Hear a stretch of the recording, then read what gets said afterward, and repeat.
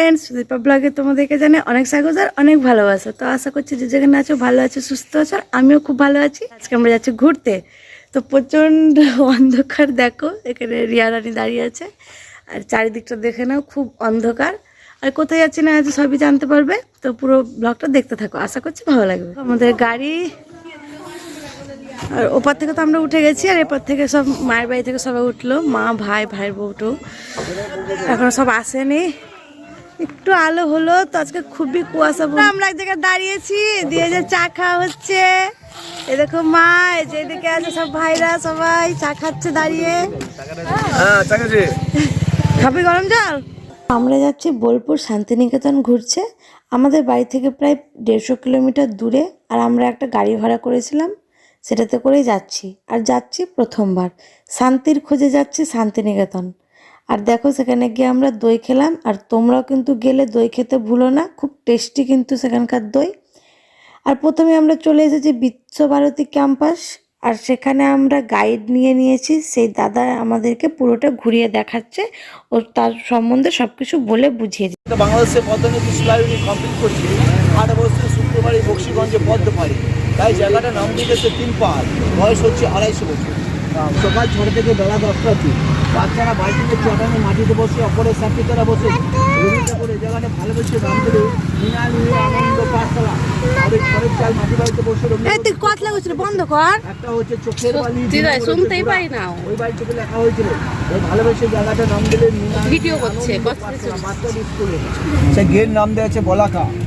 এখানে ইন্দিরা গান্ধী পড়াশোনা করতে হচ্ছিল। এই যে ইন্দিরা গান্ধী, এটা হিন্দি ভবন, চীনা ভবন, পাট ভবন, 3টে ডিপার্টমেন্ট বানিয়েছেন। ইন্দিরা গান্ধীর নাম ছিল প্রিয়দর্শনী। ইন্দিরা গান্ধীর নামটা রবীন্দ্র ঠাকুর নিজে দিয়েছিলেন। মেলা হয় আমাদের এই মাঠে, মেলা হয়, দেখুন লেখা আছে পৌষ মেলা। 24 থেকে 28 ডিসেম্বর আমাদের মেলা শেষ হয়ে যায় শান্তিনিকেতন। বিশ্বভারতী শান্তিনিকেতনে যারা পড়াশোনা করতে আসবে, কোথায় থাকবে, কি খাবে, পুরো ডিটেলসটা এই বাড়ি থেকে বলে দেওয়া হবে। এটা হচ্ছে বিশ্বভারতী শান্তিনিকেতন। রবীন্দ্র ঠাকুরের দাদা থাকতেন দ্বিজেন্দ্রনাথ ঠাকুর, ওই বাড়িতে বসবাস করতেন। রবীন্দ্র ঠাকুর সকালে উঠে এই মাঠে উনি যোগব্যায়াম করতেন, তাই জায়গাটার নাম দিয়েছে দ্বিজবিরাম মেডিটেশন সেন্টার। ইয়োগা করতেন, আর বাড়িটার সমস্ত জায়গাতে খাল নিচু ছিল বলে নাম দিয়েছে নিচু বাংলো। কোয়ার্টারগুলো দেখছেন, এটা হচ্ছে বিশ্বভারতী স্টাফ কোয়ার্টার। এবং শান্তিনিকেতন যে কালারটা দেখছেন, Visva Bharati university student uniform colour. মেয়েদের হলদে শাড়ি লাল পাড়, ছেলেদের হলদে পাঞ্জাবি সাদা পাজামা। হোলি খেলার মাঠ, যে হোলি খেলা হয়, মেয়েদের হলদে শাড়ি লাল পাড়, ছেলেদের হলদে পাঞ্জাবি সাদা পাজামা। পুরো মাঠটাতে মানুষ ভর্তি হয়ে যায়। বাকিটা হলো ফিজিক্যাল এডুকেশন, বাচ্চাদের ফুটবল, বাস্কেট, ক্রিকেট, এই খেলাগুলো করা হয়। রবি বিতান শান্তিনিকেতন যারা গান বাজনা পড়াশোনা করবে তাদের পরীক্ষা এক্সামটা এর মধ্যে হবে, তাই জায়গাটা নাম দিয়েছে রবি বিতান রবীন্দ্রনাথ সঙ্গীত গবেষণা কেন্দ্র। ওই যে হাতিটা দেখতে পাচ্ছেন, এখানে বাচ্চা ছেলে একটা জলে পড়ে গেছিল, সে বাচ্চাটাকে জল থেকে উঠেছিল ওই হাতিটা, তাই নাম দিয়ে গেছে হাতি পুকুর। এই সামনে মাঠে ফুটবল খেলছিল, ওই বাচ্চাটাকে বাড়ির ছেলে রামপিং করবে মানে বসবাস করেন। এটা একতলা মাটির বাড়ি। বাড়ির ভিতরে সবাইকে ঢুকতে দিতে দেখা যায়। কিছু ছেলে কিছু মেয়েরা নিজের নাম ফোন নম্বর দেওয়ালে লিখে চলে আসছে, তার জন্য কিন্তু আর ঢুকতে দেওয়া হয় না। এটা একতলা মাটির বাড়ি, শান্তিনিকেতন শান্তিদেব ঘোষের বাড়ি। এখানে রবীন্দ্রনাথ ঠাকুর বসে পড়তেন। শান্তিদেব ঘোষ আর রবীন্দ্রনাথ যে ছবি রেখে দিল ওনার বাড়ি। এটা ঢুকতে দিবে না, এটা নিজস্ব পার্সোনাল বাড়ি। এগুলো ফুল গাছটি ছিঁড়ে দিচ্ছে, জল ভেঙে দিচ্ছে না, ঢুকতে দিত। এটা নোংরামো হয়েছে। অর্থনীতি গবেষণা করেছিল, এখানে বাইরে রিসার্চ করে নোবেল পেয়েছিলেন। আর এদিকে লেখা আছে এইটিসিএন, এদিকে লেখা আছে প্রতিটি। উনি বছরে 4 বার আসতেন। শান্তিনিকেতন পৌষ মেলা, রবীন্দ্রনাথের জন্মদিন, বসন্তের পর দোলচা, কাশির মাটি লোয়া, যে যা শিখেছে প্র্যাকটিক্যালি করে দেখাতে হয়। এদের নন্দ সদন বয়েজ হোস্টেল, আমাদের কলা ভবনে স্টুডেন্টরা থাকে। জল দিচ্ছে আদিবাসী স্ট্যাচু, রামকৃষ্ণ দে পেন্সিল, লেখা আছে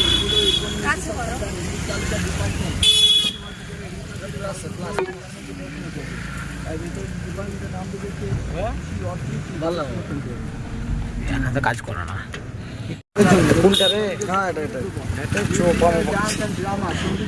গান বাজানো নাচ শিখবে তাদের জন্য পাশে হচ্ছে কলা ভবন, art and pencil department, art college.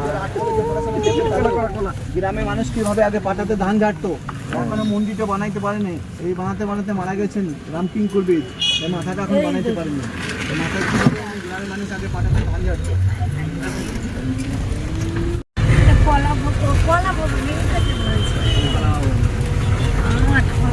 মাসি মার মাসি নাম হচ্ছে কলের মাসি। এখান থেকে 10 কিলোমিটার দূরে একটা রাইস মিল ছিল। সেই রাইস মিল এভরিডে কাজে যায়, কাজে যাওয়ার সময় নেক্সট ডে পরের দিনের পেছনে বাচ্চা ছেলে টেনে ধরছে, বলছে মা আমি তোমার সঙ্গে যাবো। সেই চিত্রটা রবীন্দ্র ঠাকুর নিজের গ্রামে গেছিলেন, ছবিটা এঁকেছিলেন, আঁকার পর রামকিঙ্কর বেঞ্চকে দিয়েছিলেন। সেই রামকিঙ্কর বেঞ্চ যেটা 1955 থেকে 56 নিচে কাঁকড় সিমেন্ট বালি দিয়ে দূরে থেকে ছুঁড়ে ছুঁড়ে তৈরি করেছেন, তাই নাম দিয়ে গেছেন কলের মাসি। যায় সেদিন থেকে বাড়িটা বন্ধ থাকে, আর এই বাড়িতে বসে রবীন্দ্রনাথ বই লিখে গেছে, বইয়ের নাম দিয়ে গেছে মালন সেন। ছাড়া রাঙ্গামাটি পথে বাবা মা কি কষ্ট করে 1 গ্রাম থেকে 8 গ্রামে মালপত্র নিয়ে যাচ্ছে, দুদিকে দুটো বাচ্চা, নিচে একটা কুকুর, মাথায় কিছু জিনিসপত্র। রবীন্দ্রনাথ ঠাকুর গ্রামে গেছিলেন, ছবি দেখেছিলেন, আঁকার পর রামকিঙ্কর বেঞ্চকে দিয়েছিলেন। সেই রামকিঙ্কর বেঞ্চ যেটা 1955 থেকে 56 নিচে কাঁকড় সিমেন্ট বালি দিয়ে দূরের থেকে ছুঁড়ে ছুঁড়ে তৈরি করেছেন।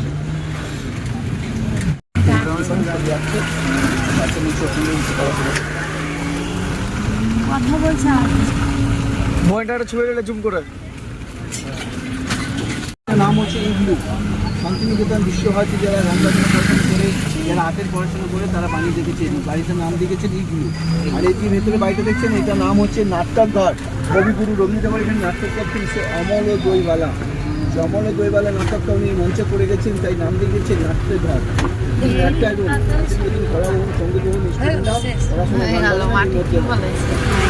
চপর থেকে প্রত্যেকটি খাপে খাপে সুর দিকে। আর এটা হচ্ছে মিউজিয়াম। দেখুন বিশ্বভারতী রবীন্দ্র ঠাকুর এখানে সমস্ত জিনিসপত্র রাখা আছে, এরকম ছাতা, লাঠি, বই, খাতা, গাড়ি, নোবেল, এই সমস্ত নোবেল থেকে ডুপ্লিকেট রাখা আছে। অরিজিনালটা চুরি হয়ে গেছে। এই নাম হচ্ছে রবীন্দ্র ভবন। এটা 70 টাকা করে টিকিট কেটে ঢুকতে হয়, কিন্তু এটা আমাদের বেশ করতে হয়। আর এই যে বিশ্বভারতী শান্তিনিকেতন আমাদের ভাইটাল জায়গা হচ্ছে ছাতিমতলা।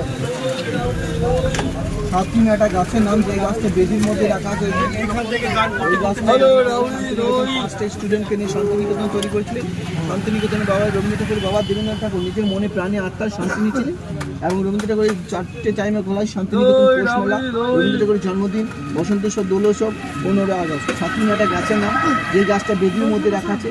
ওই গাছের পাতা নিয়ে বিশ্বভারতী যারা পরীক্ষা পাস করে তাদের দিকে সার্টিফিকেট দেওয়া হয় ছাতিম পাতা, যে রাষ্ট্রপতি হবে ভারতে। এই বছর এসেছিল দ্রৌপদী মুর্মু। ছোট ছোট ভাড়গুলো কত করে?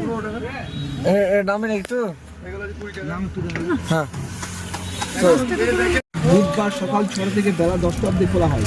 শান্তিনিকেতন সাদা শাড়ি, লাল পান, মেয়েদের ছেলেদের সাদা 15 মিনিট বাজার করে হচ্ছে উপাসনা মন্দির। ইটালিয়ান, চালি, বেলজিয়াম। রবীন্দ্র ঠাকুর ব্রাহ্মণ সমাজে পূজা করতেন, কোনো মূর্তি পূজা উনি করতেন না। আর ভেতরে নামাজে পড়তে পারবে না, কেউ মূর্তি পূজাও করতে পারবে না। যে যা পূজা মনে মনে ঈশ্বর ভগবান আল্লাহকে। এই একটা বাড়ি আছে, বাড়িতে বানিয়েছে চিত্রকবি নন্দলাল বসু, নাম দিয়ে গেছে তালদহ। তালদহ ধরা যাচ্ছে যে পথের কাজটা করছে তাল গাছটা। রবীন্দ্র ঠাকুর এখানে বসে একটা কবিতা নেই, তাল গাছ এক পায়ে দাঁড়িয়ে সব গাছ ছাড়িয়ে উকি মারি আকাশে। সেই কবিতাটা উনি এখানে বসে লিখেছেন।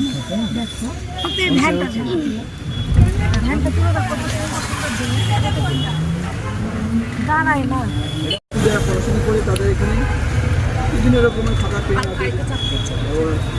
মোবাইল ভেঙে শান্তিনিকেতন বিশ্বভারতী এটা হচ্ছে কবিগুরু জায়গা।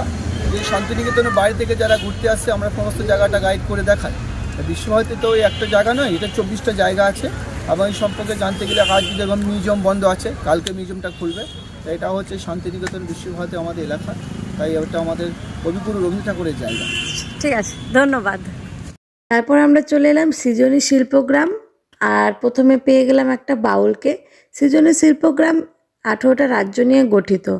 কোন রাজ্যে কী কী কালচার সেখানে একটু করে তুলে ধরেছে। ক্যামেরাতে তো সবগুলো ক্যাপচার করা সম্ভব না, ভিডিওটা বড় হয়ে যাবে বলে, কিন্তু কিছু কিছু তোমাদের সাথে শেয়ার করলাম।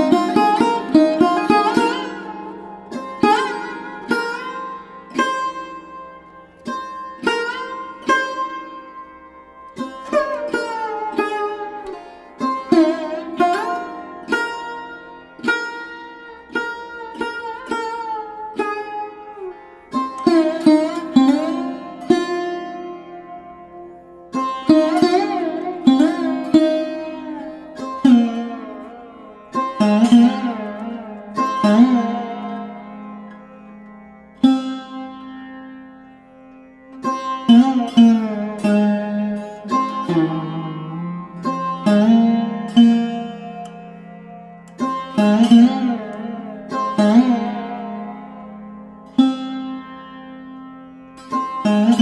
খুব ইচ্ছে ছিল রাঙামাটিতে সাঁওতালি নাচ দেখার, কিন্তু সেখানে সুযোগ হয়ে গেল নাচ করার। তাদের তালে তালে আমিও একটু চেষ্টা করলাম নাচ করার।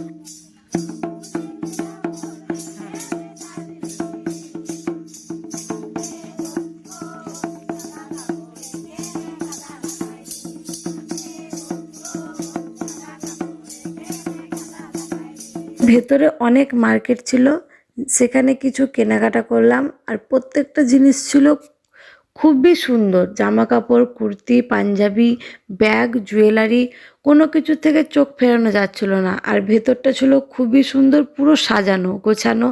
গেটে ঢোকার থেকে বেরোনো পর্যন্ত পুরোটা ছিল অসাধারণ। পুরো মনে হচ্ছিল একটা রাঙামাটির গ্রামকে তুলি দিয়ে এঁকে সাজিয়ে একটা জায়গায় বসিয়ে দিয়ে। চলে এলাম সোনাঝুরি হাট। আর চারিদিকের ভিউটা ছিল অসাধারণ, চারিদিকে বড় বড় গাছ আর মাঝখানে এই হাট। আর হাটে অনেক কটা স্টল ছিল, আর প্রত্যেকজনের কাছেই ছিল আলাদা আলাদা কালেকশন, শাড়ির কালেকশন, কুর্তি, পাঞ্জাবি, ছেলেদের বিশেষ করে ছেলেদের পাঞ্জাবিগুলো ছিল অসাধারণ। আর সেখান থেকে আমরা কিছু কেনাকাটা করে নিলাম।